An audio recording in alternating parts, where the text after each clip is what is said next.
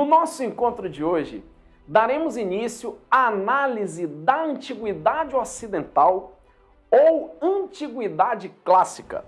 E a análise deste período histórico compreende o estudo de duas grandes civilizações, que são as civilizações grega e romana, caracterizadas por serem civilizações marítimas. E aí você vai me dizer assim, prof, não estamos mais falando de civilizações hidráulicas? E eu vou te dizer o seguinte, não, e é exatamente deste ponto que nós vamos iniciar a nossa análise deste período histórico conhecido como Antiguidade Ocidental. Vamos lá? Para nós começarmos o nosso trabalho, é preciso nós montarmos uma espécie de quadro comparativo referente às características da Antiguidade Oriental que nós já conhecemos e da Antiguidade Ocidental que nós vamos iniciar o estudo a partir deste momento. Então vamos lá. Meus amores, quando nós conversamos a respeito da Antiguidade Oriental, nós vimos que apesar de existirem algumas exceções, em geral, nós estamos falando a respeito das chamadas civilizações hidráulicas ou fluviais, que se caracterizam por serem civilizações formadas às margens de grandes rios. Lembram disso? Pois é. Ao iniciar o nosso estudo referente à Antiguidade Ocidental, nós vamos perceber que nós não temos mais as chamadas civilizações fluviais. Ao invés disso, nós teremos as chamadas civilizações marítimas. Aí, de repente, alguém me diz assim, ah, prof, é tudo água. E eu vou dizer assim para vocês, pelo contrário. Gente, lembrem-se que as civilizações fluviais, por serem civilizações formadas às margens de grandes rios, têm como modo de produção o modo de produção asiático, que, por sua vez, tem na agricultura sua principal atividade econômica. Lembram disso? No caso do que nós estamos analisando, é bem diferente. Por quê? O fato de nós estarmos analisando civilizações que se formaram às margens de mares e não às margens de rios vai dificultar esta prática agrícola que nós estamos habituados a ver nas civilizações hidráulicas, ok? Então, neste sentido, ao invés de nós termos o modo de produção asiático, nas civilizações marítimas, nós teremos um novo modo de produção, que será o modo de produção escravista, que também pode aparecer para nós em questões como escravismo clássico. Tudo bem, meus amores? Este modo de produção, ele não terá como principal atividade econômica a agricultura, exatamente pelo fato de que essas civilizações não se formaram em regiões favoráveis a esta prática econômica, ok? Em compensação, apesar da dificuldade que nós teremos com a prática da agricultura, nós teremos facilidade com a prática das navegações. E, por tabela, essas civilizações irão desenvolver um intenso comércio marítimo. Beleza? Terceira característica que nós podemos perceber que diferencia estas civilizações das civilizações fluviais. Beleza, pessoal? Vamos nós. Temos ainda uma quarta característica que diferencia essas duas realidades. Lembrem-se que no modo de produção asiático, nós temos uma mão de obra base, que é exatamente a servidão coletiva. Tranquilo? No caso da Antiguidade Ocidental, nossa mão de obra base, como o próprio nome já diz, não é mais a mão de obra servil coletiva, passa a ser a mão de obra escrava. Tranquilo, meus amores? Acredito ser até irrelevante colocar aqui na anotação, porque o nome do modo de produção já fala por si. Faz sentido? Quarta característica. Quinta característica que diferencia essas duas realidades. A questão da religião. Aí, de repente, alguém me diz assim, mas, prof, você tinha falado que sempre que nós fizéssemos questões do contexto da antiguidade, independente de ser antiguidade oriental ou antiguidade ocidental, nós estaríamos falando de um politeísmo. E está correto. Mas, quando a gente fala dos deuses no contexto da antiguidade oriental, nós estamos falando de deuses relacionados a elementos da natureza.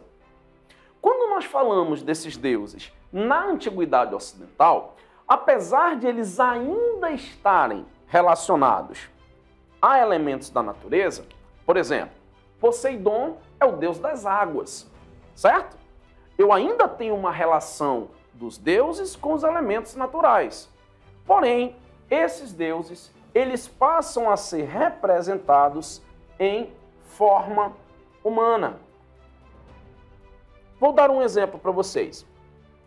As meninas têm o costume de quando vem assim um rapaz muito bonito, né?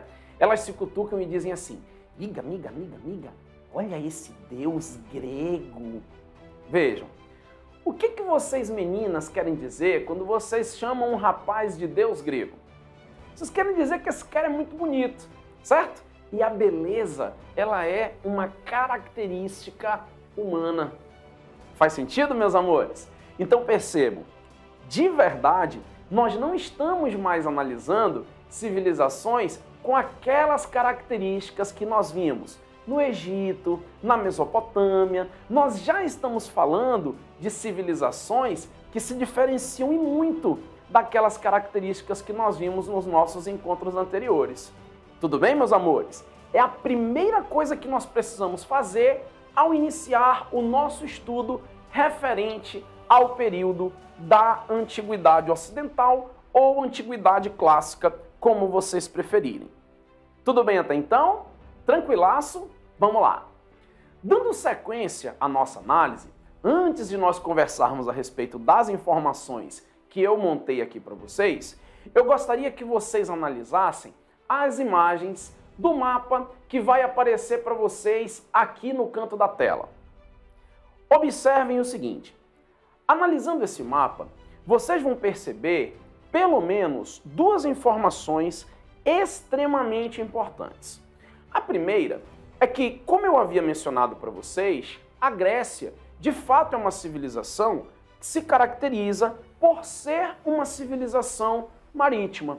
Perceba aí você a presença dos mares Egeu, Mediterrâneo, Jônico, aí no mapa que está aparecendo para você. Observou? Percebeu? Então, primeira coisa importante, que você perceba que de fato nós estamos falando de uma civilização formada às margens de mares, ok? E a segunda situação que eu gostaria que você observasse neste mapa é o fato de que, quando nós estamos falando de Grécia, nós não estamos falando da Grécia na conformação, na estrutura geográfica que ela tem hoje. A Grécia Antiga, que nós estamos iniciando o seu estudo, ela vai se subdividir em pelo menos 5 partes. Observe aí o mapa. Nós estamos falando das chamadas Grécia continental ou europeia. Abaixo, nós estamos falando da Grécia peninsular. Na sequência, nós estamos falando da Grécia insular, formada por essas ilhas presentes aí no Mar Egeu, conforme você está vendo na imagem. Mais para o Oriente, aí no litoral do continente asiático, nós temos a chamada Grécia Asiática ou Grécia Oriental. E mais para frente, quando nós falarmos sobre um episódio chamado Segunda Diáspora, nós teremos a quinta e última Grécia, que é a chamada Magna Grécia. Ok? Conseguiu perceber aí na análise do mapa? Então agora volta para mim. Então vejam bem, meus amores. Inicialmente, a Grécia não tem todos esses territórios compondo aquilo que nós chamamos de civilização grega. Aí você vai dizer assim, professor, então se não é assim desde o início, como é que as coisas funcionavam? Bom, para responder essa pergunta, eu preciso iniciar com vocês a análise das informações que estão reunidas aqui no quadro. Então, vamos lá para nós entendermos as origens dessa civilização?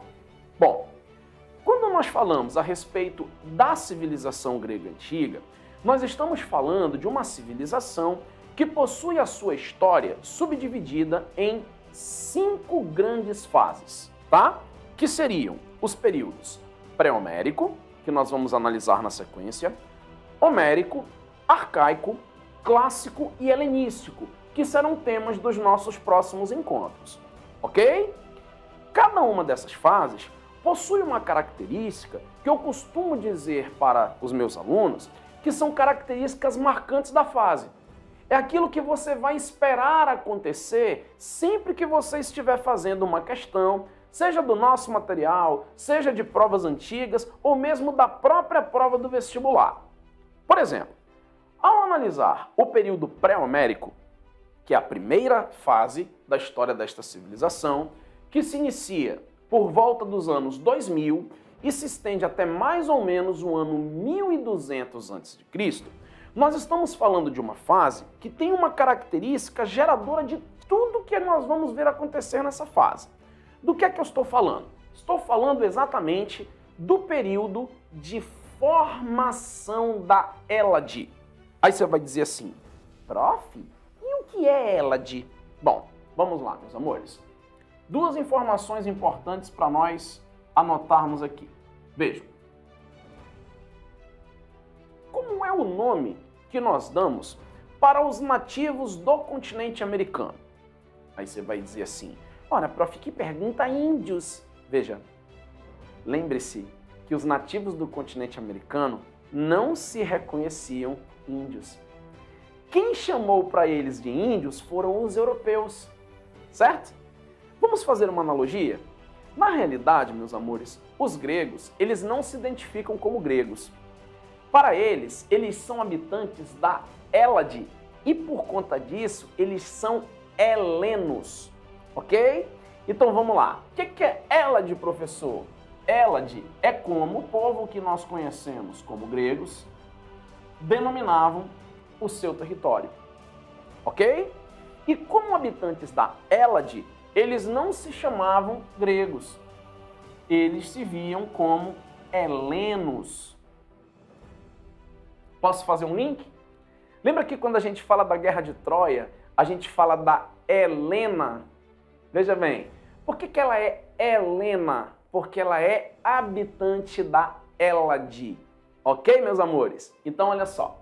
Sempre que vocês estiverem fazendo questões referentes ao período pré-homérico, o que é que vocês vão esperar acontecer nessa fase? Nesta fase, nós temos o surgimento da Grécia. Nesta fase, nós temos o processo de formação da Hélade, ok? E falando em processo de formação da Hélade, este processo de formação, ele é explicado de 2 formas, tá? A primeira destas formas é uma explicação lendária, é uma explicação mitológica, ok? Do que nós estamos falando? Nós estamos falando da lenda do Minotauro e o Mar Egeu, que tenta explicar as origens desta civilização.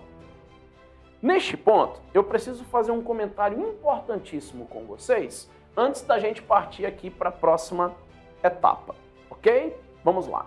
Gente, nós não temos uma vasta quantidade de fontes históricas que nos expliquem as origens dessa civilização, ok? Então, neste sentido, os historiadores se utilizam de fósseis e também se utilizam de duas obras que foram escritas a posteriori, ou seja, posteriormente ao período onde essas fases aconteceram, tentando exatamente reconstituir o passado e explicar as origens dessa civilização. Do que nós estamos falando? Das obras Ilíada e Odisseia, que são epopeias, ou seja, olha aí, ajuda da prima literatura, né? São obras que mostram aí, né? Narram grandes heróis, grandes aventuras, ok? Escritas pelo poeta Homero. Aliás, é até por esse motivo que as duas primeiras fases da história desta civilização são chamadas de período pré-homérico, ou seja, antes de Homero, e na sequência, período homérico, que é exatamente o período onde ele vai escrever as duas epopeias. Tudo bem, meus amores? Então, primeira explicação para as origens, para o surgimento da civilização grega. É a explicação mitológica que vem da lenda do Minotauro e o Mar Egeu. Porém, meus amores, lógico que se é uma explicação mitológica, eu não posso tomar essa informação como sendo um conhecimento científico. Eu não posso tomar essa informação como sendo 100% verdadeira, ok? Porém, nós temos uma explicação para as origens dessa civilização que esta sim é científica e esta sim, portanto, pode ser comprovada. Do que é que nós estamos falando?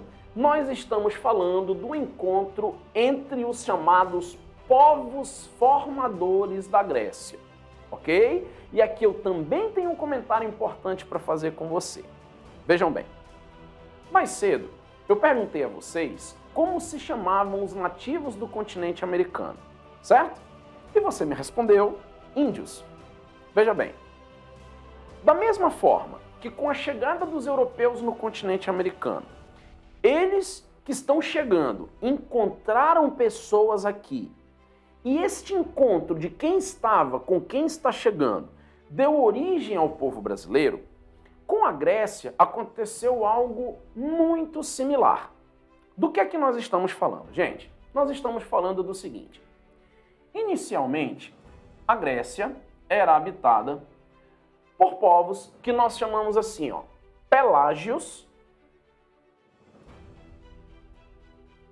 ou, se vocês preferirem, conforme eu coloquei para vocês a informação aqui organizadinha, ó, pelasgos, ok? Vamos pensar assim. Quem são pelágios? Quem são pelasgos? São os índios do continente americano, se é que você me entende. Ou seja, são os nativos.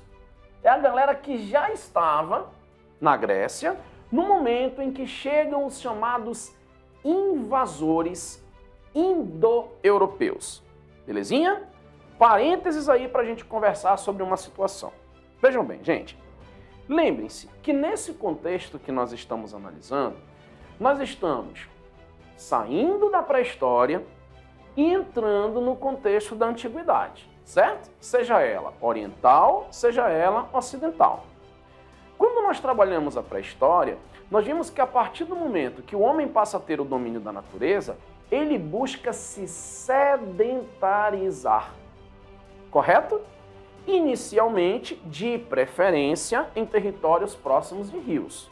Mas quem não tem esta possibilidade, sedentariza-se próximo de mares. Lembram disso?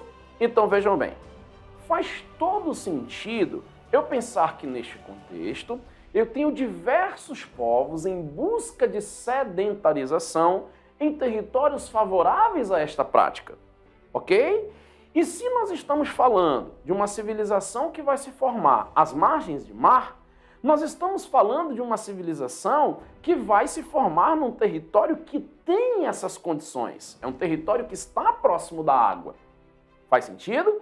Então é assim que eu quero que vocês pensem a chegada dos chamados povos indo-europeus. Vamos traduzir o palavrão? Indo-Índia. Aonde é que fica? Na Ásia. certo?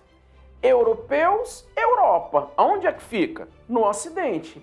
Então, ó, tanto eu tenho povos vindo do Oriente em direção ao Ocidente, como eu tenho povos vindo do Ocidente em direção ao Oriente, e o encontro desses povos com os pelasgos ou pelágios dará origem ao que nós chamamos hoje de civilização grega antiga ou civilização grega clássica.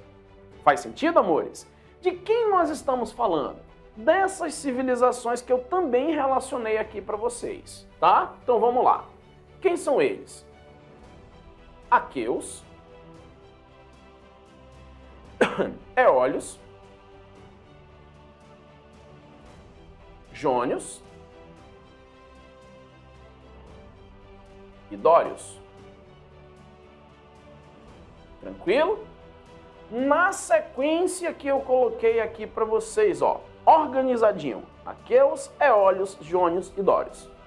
Observem que eu também coloquei para vocês mais ou menos o período em que esses povos indo-europeus chegam no território grego, tá?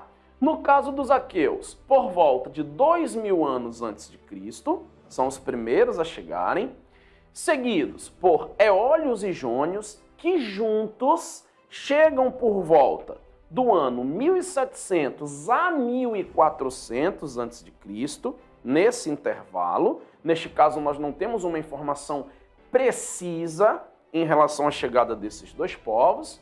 E, por fim, os dórios, que vão chegar por volta do ano 1200 a.C., ok? Também fiz questão de colocar para vocês, apesar de que eu acho que não vai cair numa prova assim, perguntando onde foi que eles se fixaram, mas é melhor a gente pecar pela omissão, né? Ou pelo exagero e não pela omissão.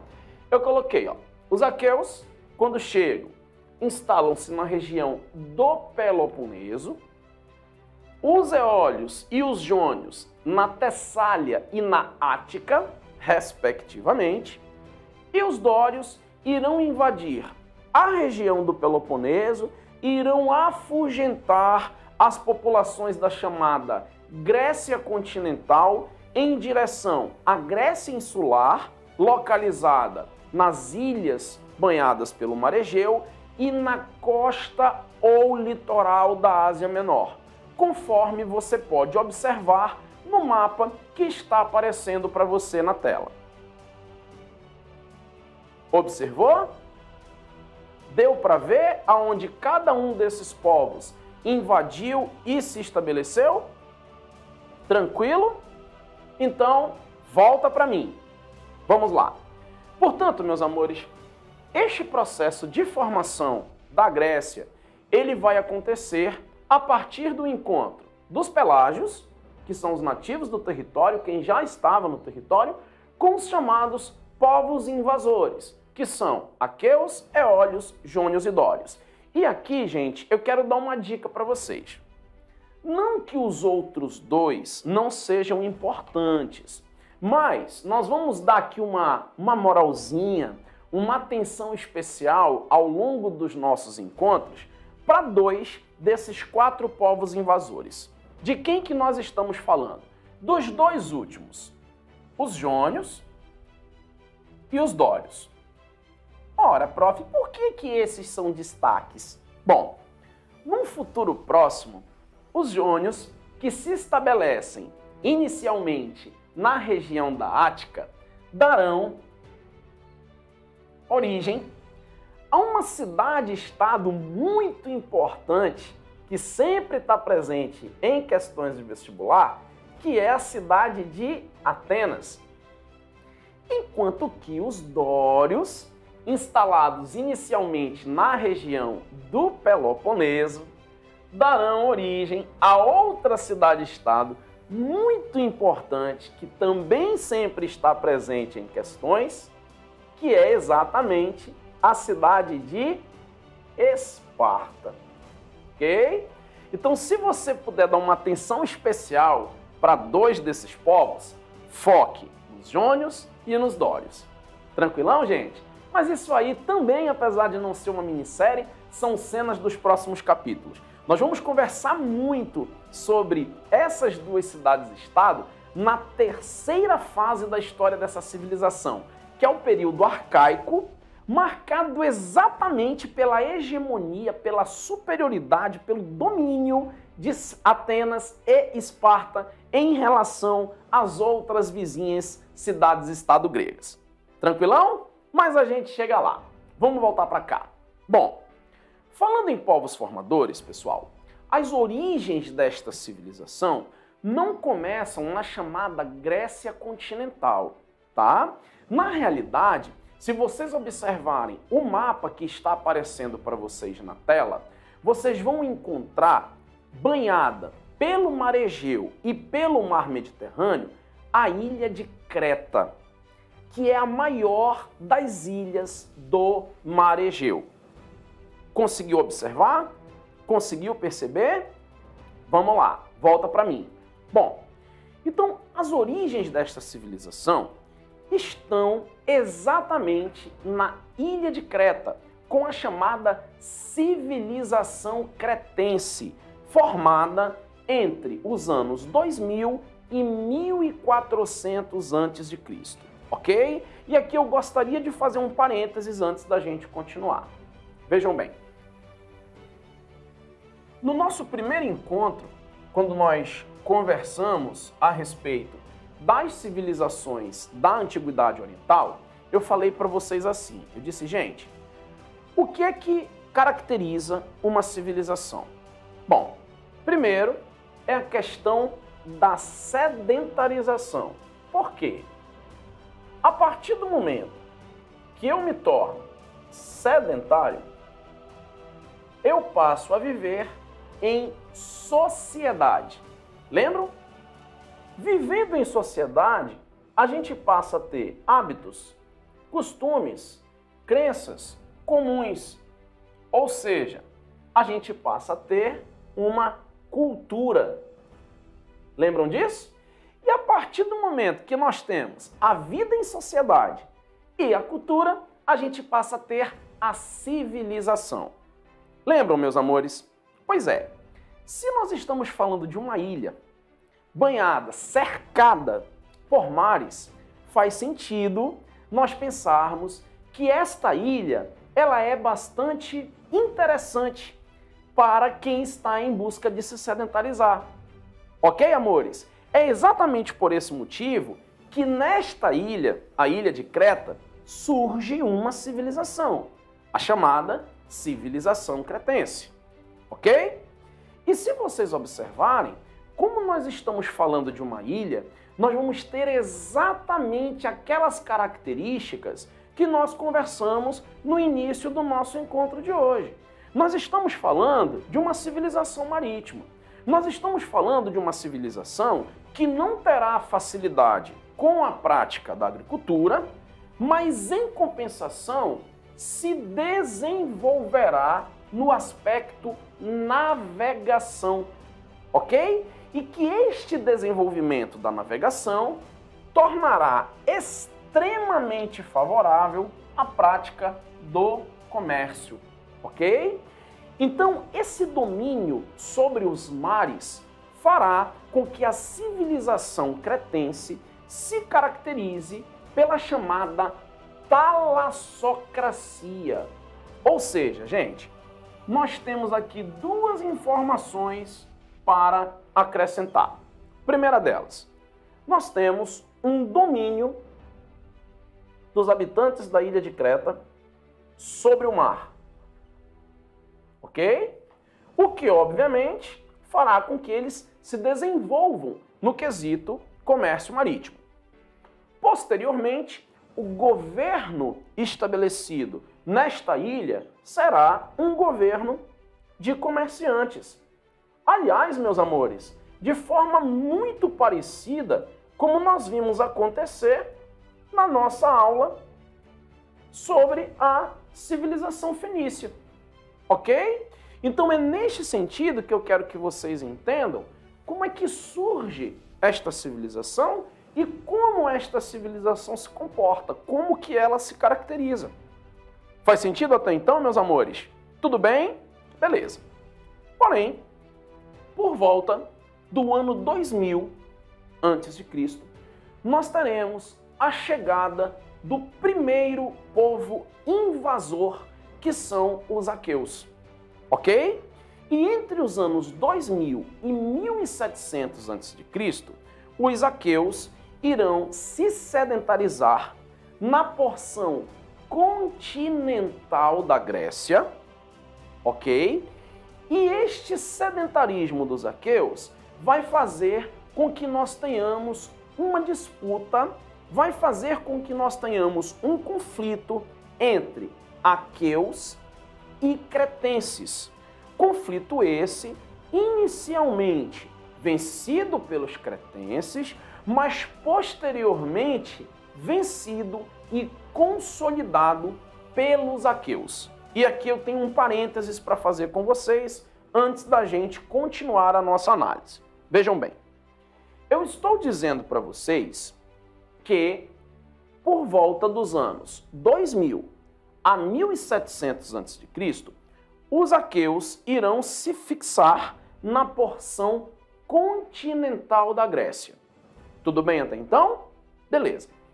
Ao se fixar nesta porção continental, os aqueus fundarão 3 cidades, que são as cidades de Micenas, Tirinto e Argos, com destaque para a cidade de Micenas. Beleza? Primeira situação. Segunda situação. Eu acabei de mencionar a vocês que a gente vai ter um conflito, a gente vai ter uma disputa entre aqueus e cretenses. Beleza? E nos nossos encontros anteriores, eu mencionei a vocês que todas as vezes que povos diferentes se encontrarem, acontece um processo de troca cultural. Mesmo que isso não seja pensado, mesmo que isso não seja proposital, mesmo que esse não seja o objetivo, ainda assim, sempre que povos diferentes se encontram, acontece o processo que nós chamamos de troca cultural, ok? Então este conflito entre aqueus e cretenses, vencido definitivamente pelos aqueus, dará origem a 2 situações. A primeira delas, se os aqueus vencerão os cretenses, a tendência é que eles passem a ter o domínio, a tendência é que eles passem a ter o controle sobre a ilha de Creta.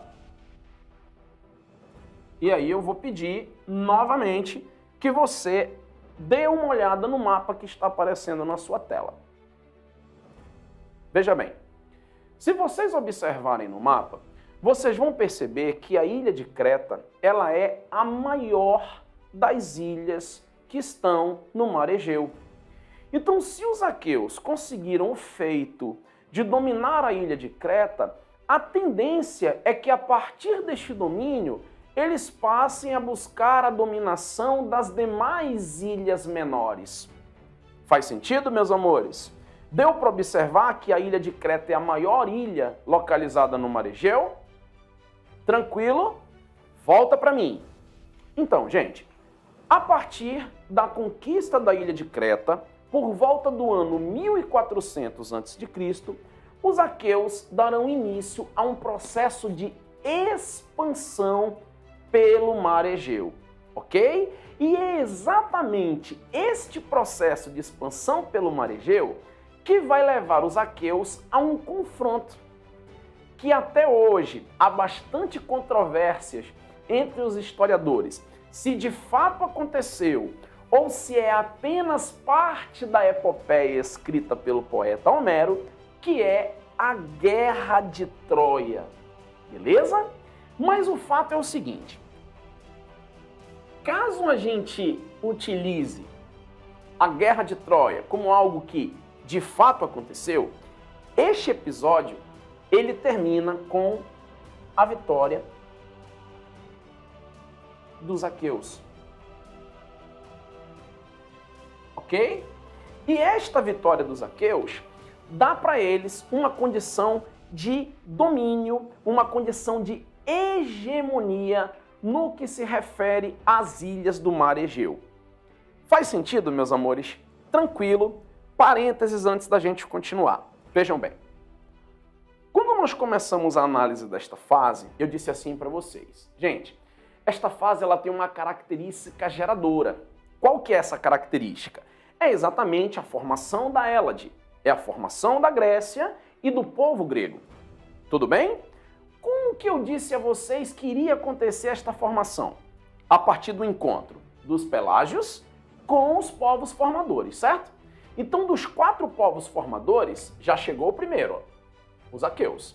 Não só chegaram, como já se espalharam. Inicialmente estou na porção continental, depois estou dominando a porção insular. Faz sentido? De boa por hora? Tudo bem. Bom, na sequência, nós teremos a chegada de outros povos, que são exatamente os eólios e os jônios, como eu mencionei para vocês. Beleza? E por fim, por volta do ano 1200 a.C., nós teremos a chegada do 4º e último povo responsável pela formação da civilização grega, que são os dórios. E aqui eu preciso fazer um comentário importante para a gente concluir a análise da primeira fase da história dessa civilização. Do que eu estou falando? Quando nós conversamos sobre a Mesopotâmia, nós falamos sobre os assírios. Eu acho que você se recorda, beleza? Quando nós falamos sobre o Egito, nós falamos sobre os Ixos. Acho que você também se recorda. E eu queria que você fizesse uma analogia com esses 2 povos para entender que dos 4 invasores, os dórios é como se fossem os assírios, é como se fossem os Ixos, ou seja, nós estamos falando de povos nômades que sobreviviam da caça e da guerra no momento em que eles chegaram no território grego. Beleza? Então, inicialmente, estes dórios irão se instalar na região do Peloponeso e, posteriormente, eles passam a aterrorizar os povos estabelecidos na chamada Grécia continental. Beleza? Na impossibilidade de enfrentar e derrotar estes invasores, extremamente violentos, por sinal, muitos desses povos preferiram migrar da porção continental da Grécia ou para a parte insular, localizada nas ilhas do Mar Egeu, ou para a costa da Ásia, na chamada Grécia Oriental ou Grécia Asiática. Ou seja, meus amores, a chegada dos dórios promoveu um processo de dispersão entre os gregos. Aí você vai dizer assim: ei, prof, eu já vi isso em algum lugar, inclusive isso tem um nome. Exatamente. Você viu isso acontecer na história dos hebreus e o nome deste processo de dispersão é o que nós chamamos de diáspora, ok? Aí você já anota aí para você. Diáspora, dispersão, beleza? Aí, peraí que eu quero fazer mais um comentário. Para onde que essa galera vai? Olha lá, Ilhas do Mar Egeu, Grécia Insular, Costa da Ásia Menor, Grécia Asiática ou Oriental, beleza? Mas o comentário que eu quero fazer para a gente encerrar é o seguinte. Perceba você que eu escrevi aqui, ó, primeira diáspora, tá? Vou te dar um exemplo para ficar bem legal aí a informação. Eu digo para você assim, ó, gente, minha filha mais velha se chama Helena. Pergunta, eu tenho apenas uma filha? Deixa eu pensar, prof. Não. Se você tivesse apenas uma, você diria, minha filha se chama Helena. Exatamente. Se eu digo para você, minha filha mais velha, eu estou dizendo para você que eu tenho pelo menos mais uma, mais nova que a Helena, certo? Posso ter mais 2, mais 3, mais 4. A mais velha é a Helena. Concorda comigo? Pega essa ideia e traz para cá. Olha o que eu estou te dizendo. Primeira diáspora. Será que eu tenho apenas este processo de dispersão na história da civilização grega? Não. Se eu tivesse apenas esse processo de dispersão, nós não iríamos descrever como primeira. Nós iríamos escrever diáspora grega e vida que segue. Se nós estamos dizendo que este é o primeiro processo, a primeira diáspora, eu estou dizendo para você que eu tenho pelo menos, no mínimo, mais uma, certinho? E nós temos a segunda diáspora, que nós vamos analisar na sequência dos nossos encontros. Beleza, meus amores? E aí eu queria encerrar perguntando para vocês o seguinte: o que eu falei que iria acontecer? Qual é a característica que eu considerei a característica geradora de tudo o que aconteceria nesta fase? Não é a formação da Grécia? Como foi que eu falei que aconteceria a formação da Grécia? A partir do encontro de quem já estava com os 4 povos invasores. Pergunto a você, já chegaram os 4 invasores? Já, prof. Ó, os aqueus estão desde o ano 2000, os eólios e os jônios entre 1700 e 1400 a.C. chegaram, e agora finalmente chegaram os dórios por volta de 1200 a.C. Então eu pergunto, amores, neste sentido, já rolou um encontro de Pelágios, ou Pelasgos, com os 4 povos indo-europeus? Sim, prof. Então nós já chegamos no objetivo da fase, que é a formação da Grécia. A partir de agora, já existe a civilização grega, já existe a Hélade e já existem os helenos. Portanto, nós estamos saindo do período pré-homérico para entrar no período homérico, que apesar de não ser uma minissérie, são cenas dos próximos capítulos. Beleza, meus amores? Forte abraço e um beijo no coração.